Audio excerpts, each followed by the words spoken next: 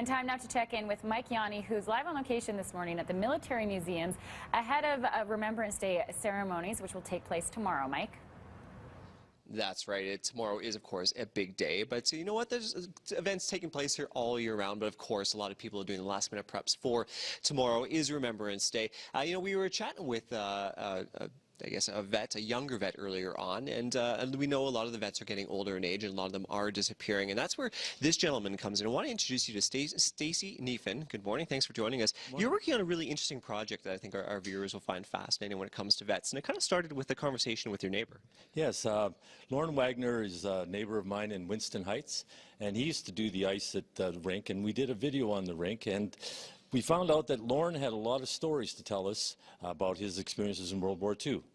He was a cook on the ships, and he was on the convoys over to Europe. Now, since we've started the project, Lauren invited us down to the Legion. We talked to the people at the Legion, and they supplied us with an event, a room, so that we could film the project. We had a number of veterans come in, and that was at Legion 284, Chapel Howe. And so after that, we got a lot of good response from the people, the veterans, their families, on how important it was for them to get their stories before these vets pass away. When we started the project in June, there was probably 50 vets that we were looking at taping. Since then, we've taped 19.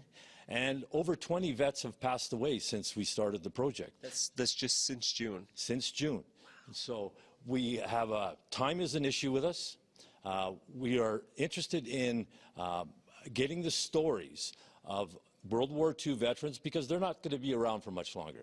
These veterans are in their 90s right now, and they are all very, very special.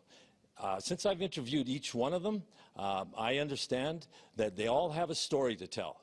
And it's very important that these stories get out to the Canadians. So this is all being compiled, and it's going to eventually be a large documentary. Correct. And once we started filming, we started to see things like this. 7 out of the 19 vets still serve this country. They're working in this museum. They're working on associations.